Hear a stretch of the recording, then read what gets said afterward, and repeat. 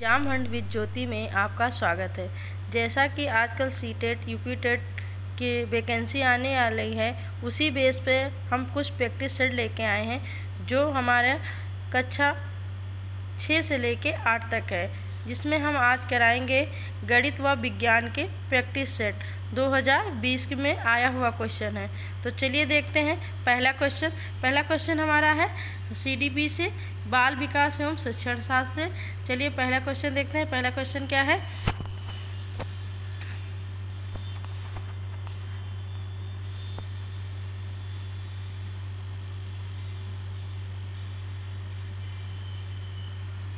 निम्नलिखित में से कौन सा अभिकर्मित अनुदेशन का सिद्धांत नहीं है? तो हमको इसमें बताना है अभिकर्मित अनुदेशन का सिद्धांत नहीं है।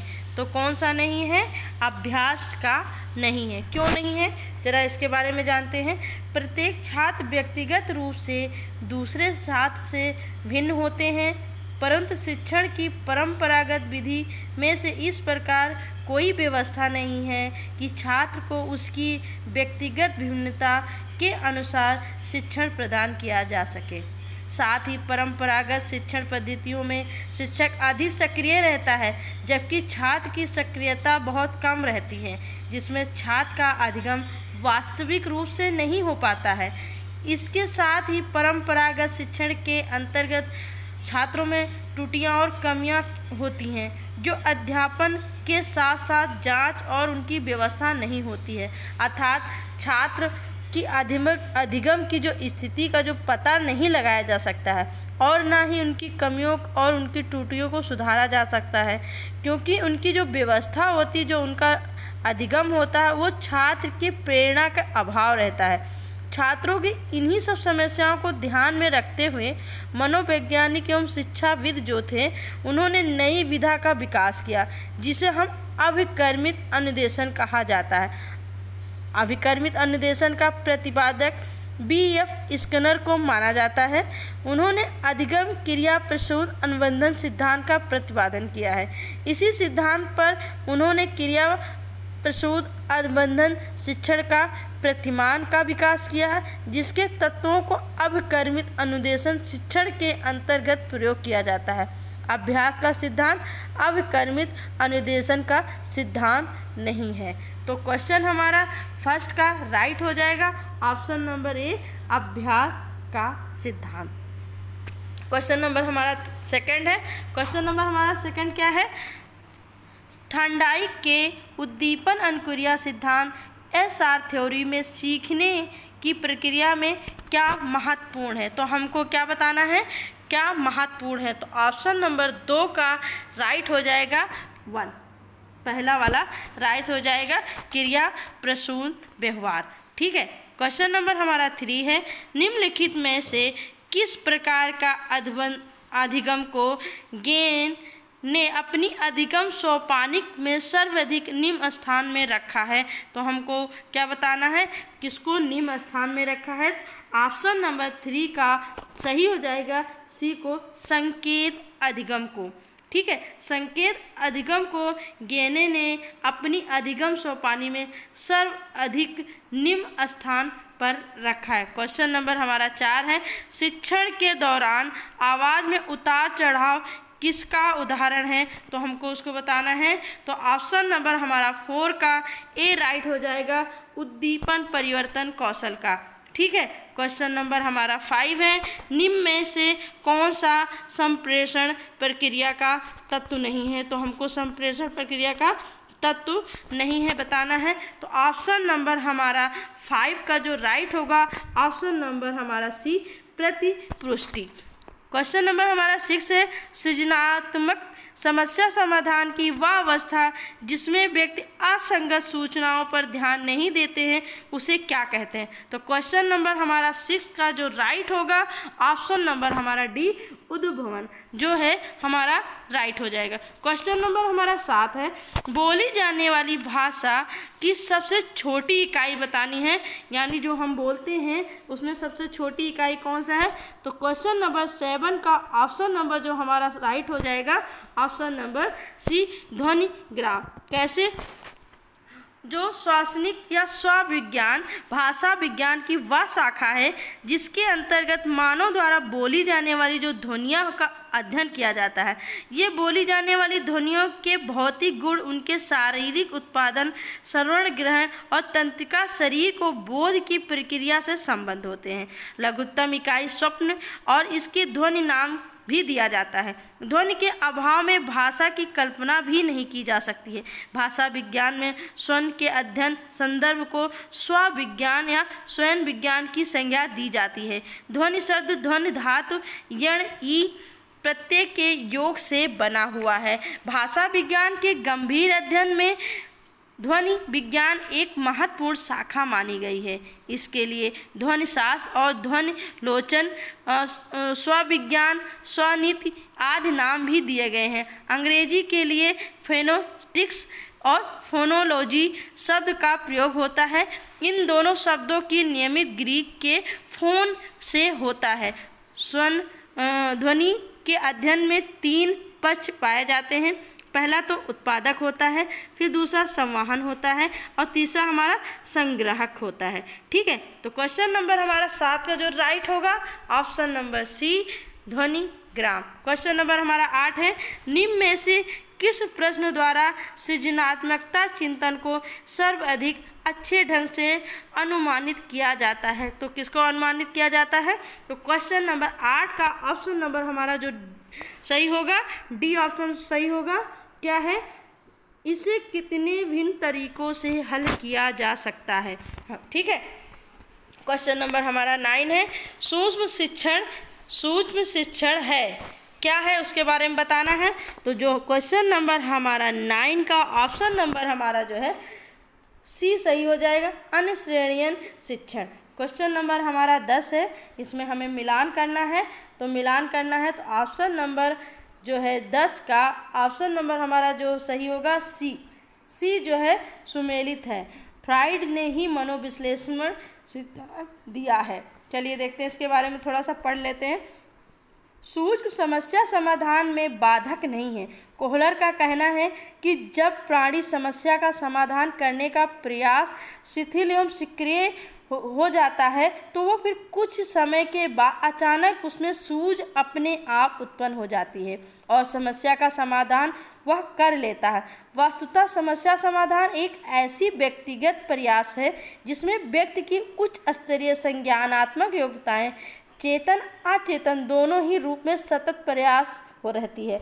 जब हम चिंतन की बात करते हैं तो इस प्रक्रिया की शुरुआत किसी समस्या की उपस्थिति होने से होती है और यह प्रक्रिया जब तक चलती है जब तक समस्या का हल नहीं खोज लिया जाता है। अतः स्पष्ट है कि चिंतन और समस्या समाधान एक ही प्रक्रिया के 2 नाम हैं, बस दृष्टिभेद का अंतर है। अब थोड़ा विचार करें, तर्क करें कि पहली बात तो यह है कि तर्क चिंतन का उत्तम रूप और दूसरी बात यह है कि इसकी शुरुआत भी इसी समस्याओं की उपस्थिति से होती है और यह प्रक्रिया जब तक समस्या का हल नहीं खोज लिया जाता है तब तक स्पष्ट है कि चिंतन, तर्क एवं समस्या समाधान एक ही प्रक्रिया के 3 नाम हैं, बस दृष्टिभेद में अंतर है। हमने इस अध्ययन में अलग अलग वर्णन केवल दृष्टिभेद के आधार पर किया है। ठीक है, तो ऑप्शन नंबर 10 का जो सही हो जाएगा ऑप्शन नंबर हमारा जो है सी सही हो जाएगा, ए सही हो जाएगा, सॉरी।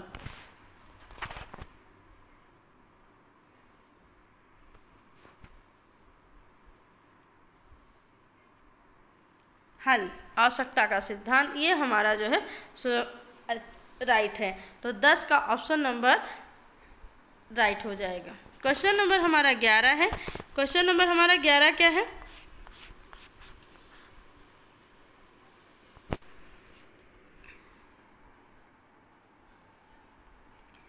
निम्न में से कौन समस्या समाधान का बाधक नहीं है? तो कौन सा नहीं है? ऑप्शन नंबर 11 का ए सूझ जो है समस्या समाधान का बाधक नहीं है। क्वेश्चन नंबर 12 है, निम्न में से कौन सा एक संवेग है? तो हमको संवेग बताना है। तो संवेग कौन सा है? तो क्वेश्चन नंबर हमारा 12 का जो राइट हो जाएगा, कौन सा राइट होगा? 12 का हमारा ऑप्शन नंबर सी अमोद जो है राइट हो जाएगा। IACS के साथ मूल रूप में कौन सा संबंधित है? तो क्वेश्चन नंबर 13 का सी जो है हमारा लैंडर जो है राइट हो जाएगा। क्वेश्चन नंबर हमारा 14 है, निम्न कथनों में से कौन सा प्रश्न कौशल के लिए सही नहीं है? तो कौन सा सही नहीं है इसको बताना है। तो क्वेश्चन नंबर हमारा 14 का ऑप्शन नंबर हमारा सी जो है राइट हो जाएगी। हाँ, हाथ व ना का उत्तर देने वाले प्रश्नों की संख्या बढ़ाना। ठीक है। क्वेश्चन नंबर हमारा 15 क्या कहता है? 15 कहता है, निम्न में से कौन सा व्यक्तित्व मापक की प्रक्षेपी तकनीक है?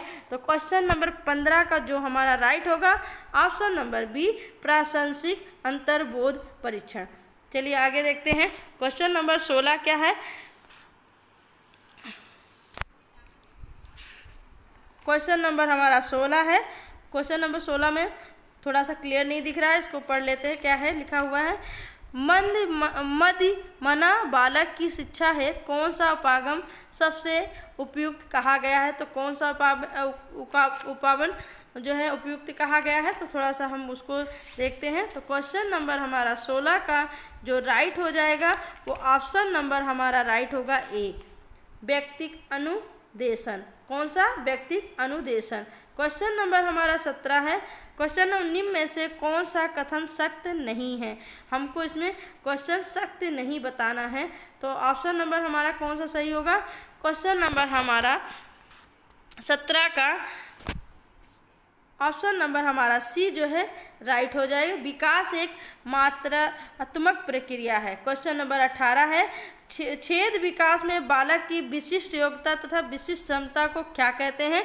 तो क्वेश्चन नंबर हमारा 18 का जो सही होगा ऑप्शन नंबर सी, अभिक्षमता कहते हैं। क्वेश्चन नंबर हमारा 19 है, भ्रूण की प्रतिबिंबात्मक अवस्था पियाजे के संज्ञानात्मक विकास के किस अवस्था से मिलती है? तो क्वेश्चन नंबर हमारा 19 का जो राइट हो जाएगा तो ऑप्शन नंबर बी जो है हमारा राइट हो जाएगा, पूर्व संज्ञानात्मक अवस्था। क्वेश्चन नंबर हमारा 20 है, कौन व्यक्तित्व के गुण सिद्धांत से संबंधित नहीं है? तो संबंधित कौन नहीं है? तो ऑप्शन नंबर ए, फ्राइड जो है व्यक्तित्व के गुण के सिद्धांत से संबंधित नहीं है। क्वेश्चन नंबर हमारा 21 है। क्वेश्चन नंबर हमारा 21 क्या है? निम्न में से कौन सा समूह सृजनात्मकता के तत्वों के संबंध में सही है? तो कौन सा सही है? तो क्वेश्चन नंबर हमारा 21 का राइट हो जाएगा ऑप्शन नंबर बी, प्रवाह, विविधता, मौलिकता और विस्तारण। ठीक है। तो क्वेश्चन नंबर हमारा 21 का जो सही होगा तो ऑप्शन नंबर हमारा बी। 22वां क्वेश्चन क्या है? एक 4-5 वर्ष के बालक में अपने पिता की अपेक्षा माता के प्रति अत्यधिक प्रेम की भावना विकसित हो जाता है, तो बालक के व्यवहार में होने वाले इस परिवर्तन को फ्राइड के द्वारा क्या नाम दिया गया है? तो कौन सा नाम दिया गया है? तो ऑप्शन नंबर हमारा 22 का सी ऑप्शन जो है सही हो जाएगा, ओडिपस कम्प्लेक्स। तो इसमें क्या होता है? 1-4-5 वर्ष के बालक में अपने पिता की अपेक्षा माता के प्रति अत्यधिक प्रेम की भावना विकसित हो जाता है। बालक के व्यवहार में होने वाले इस परिवर्तन को फ्राइड ने ओडिपस कम्प्लेक्स का नाम दिया है। क्वेश्चन नंबर हमारा 23 है, निम्नलिखित में से कौन सा नियम थर्नडाइक के सीखने का गौड़ नियम में सम्मिलित नहीं है? तो कौन सा नियम सम्मिलित नहीं है? तो क्वेश्चन नंबर हमारा 23 का ऑप्शन नंबर डी जो है सही हो जाएगा, क्रिया प्रतिक्रिया का नियम। क्रिया प्रतिक्रिया का नियम। क्वेश्चन नंबर हमारा 24 है, स्कूटर चलाने वाले व्यक्ति द्वारा कार चलाना सीखते समय उसके पूर्व अनुभवों का सहायता होना किस प्रकार के अधिगम के अंतरण का उदाहरण है? तो हमारा कौन सा होगा? क्वेश्चन नंबर हमारा 24 का ऑप्शन नंबर बी, धनात्मक अंतरण होगा। संप्रेषण क्या है? क्वेश्चन नंबर 25, संप्रेषण संबंधित अक्षमता को क्या कहते हैं? तो हम क्या कहते हैं? क्वेश्चन नंबर 25 का ए ऑप्शन सही हो जाएगा, डिस्फेसिया। क्वेश्चन नंबर 26 है, निम्न में से कौन सा शिक्षण विधि प्रजातांत्रिक नहीं है? तो हमको इसमें नहीं है बताया है, नहीं बताना। तो कौन सा नहीं है? तो क्वेश्चन नंबर हमारा 26 का ऑप्शन नंबर सी जो है प्रजातांत्रिक कौन सा नहीं है? व्याख्यानात्मक विधि जो है प्रजातांत्रिक नहीं है। कैसे नहीं है? कि समस्त शिक्षण विधियों में यह सबसे प्राचीन शिक्षण विधि है। प्राचीन काल में गुरुकुलों में बौद्धिक मंत्री का व्याख्यान करने के लिए इस विधि का प्रयोग किया जाता था। व्याख्यान शिक्षण विधि प्रजातांत्रिक नहीं है। चलिए क्वेश्चन, और इसमें वर्तमान में भारत सर्वाधिक प्रयोग होने वाली विधि है। इस विधि में अध्यापक उचित स्वर एवं गति में पाठ पुस्तक को मौखिक वचनों के माध्यम से व्यक्त करते हैं। विद्यार्थी ध्यानपूर्वक सुनते हैं। बीच बीच में अध्यापक विद्यार्थी के अंतर केंद्रित करने के लिए बोध प्रश्न भी करते हैं। समस्त शिक्षण विधि में यह सबसे पुरानी विधि मानी जाती है।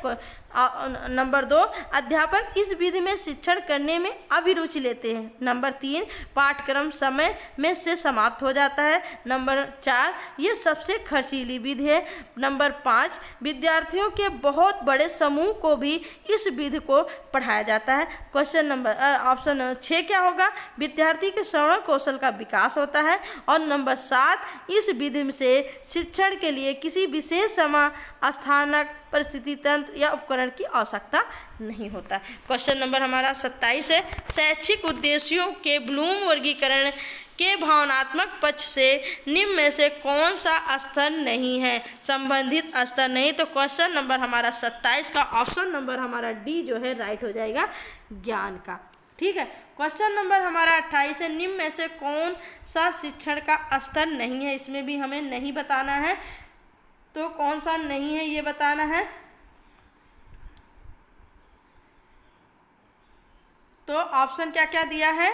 एक तो परावर्ती स्तर, अभिप्रेरणा स्तर, स्मृति स्तर, अवबोध स्तर। तो ऑप्शन नंबर हमारा जो है 28 का बी जो है राइट हो जाएगा, अभिप्रेरणा का स्तर। अधिगम प्रक्रिया उद्दीपन एवं डाट के बीच की संगति क्या कहलाती है? तो क्या कहलाती है? कौन सा ऑप्शन नंबर सही हो जाएगा? तो ऑप्शन नंबर हमारा जो है सी ऑप्शन जो है राइट हो जाएगा, अनुक्रिया का। क्वेश्चन नंबर हमारा 30 है। क्वेश्चन नंबर हमारा 30 है। निम्न में से कौन सी शिक्षण विधि प्रगतिवादी सिद्धांतों पर आधारित है? तो कौन सा आधारित है? तो ऑप्शन नंबर हमारा 30 का ऑप्शन नंबर 20 समस्या समाधान। अगर आपको हमारी वीडियो पसंद आए तो लाइक करिए, सब्सक्राइब करिए, शेयर करिए। Thank you.